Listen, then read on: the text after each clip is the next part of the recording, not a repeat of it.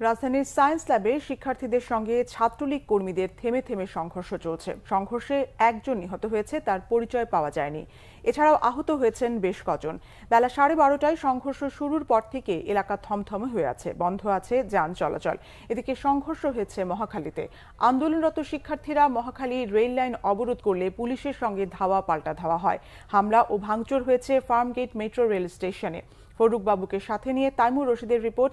ক্যামেরায় ছিলেন সাইদুল ইসলাম ও আমানুল্লাহ ওয়াজ। সাধারণ শিক্ষার্থীদের উপর হামলার প্রতিবাদে মঙ্গলবারও উত্তাল রাজধানীর রাজপথ।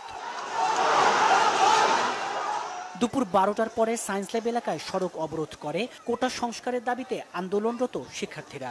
দুপুর 1টার দিকে ঢাকা কলেজ থেকে বেরিয়ে আন্দোলনরতদের উপর হামলা চালায় ছাত্রলীগ। শুরু হয় দুপক্ষের মধ্যে সংঘর্ষ। দুই পক্ষের ধাওয়া পাল্টা ধাওয়ায় বেশ কয়েকজন শিক্ষার্থী আহত হন। অন্যের কাছে মাথা নত না করার হুঁশিয়ারি সাধারণ শিক্ষার্থীদের। ক্ষোভ জানায় আইন শৃঙ্খলা বাহিনীর ভূমিকা নিয়েও। আমরা কাল শান্তিপূর্ণভাবে রাস্তায় ছিলাম, তারা আমাদেরকে হাত ধরকে। আমি আজকে এখানে বইলা দিয়ে গেলাম, আমার জান আমি আমার দেশের জন্য উৎসর্গ করলাম। আমরা স্টুডেন্ট, আমাদের জীবন ঝুঁকিতে। আমরা মেধা দিয়ে করব, আমরা কেন কোটা দিয়ে করব? কোটা রাখুক, আমরা তো না করি নাই, অল্প রাখুক, এটা কোনো কথা?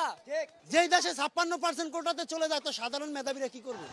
ধাওয়া পাল্টা ধাওয়ার সময় কয়েকটি ককটেল বিস্ফোরণের ঘটনা ঘটে। আতঙ্কে বন্ধ হয়ে যায় রাস্তায় যান চলাচল। দুর্ভোগে পড়েন যাত্রীরা। তারা ককটেল নিক্ষেপ করতেছে, তখন কিচ্ছু বলতেছে না, পুলিশ একবারে চুপ। তারা এখান থেকে চলে গেছে, লিটারালি তারা এখান থেকে চলে গেছে। তাইলে আমরা পুলিশের উপরে কিভাবে আস্থা রাখবো বলেন আপনারা? দেশীয় অস্ত্র দিয়ে আমাদেরকে ধাওয়া করতেছে, কিন্তু দেখেন আমাদের সাথে কোনো আইন শৃঙ্খলা বাহিনী নাই। আমরা আমাদের বৈষম্য আন্দোলন চালিয়ে যাচ্ছি, শান্তিপূর্ণ আন্দোলন করে যাচ্ছি। তারা উস্কানি দিয়ে আমাদের সাথে নিজের ইচ্ছায় স্বেচ্ছা আমাদের সাথে গন্ডল লাগে। সড়কের মতো রাজধানীর মহাখালীতে রেল লাইন অবরোধ করে কোটা সংস্কার আন্দোলনকারীরা। বিকেল 4:30টার দিকে পুলিশের সাথে সংঘর্ষ বাধে মহাখালীতে।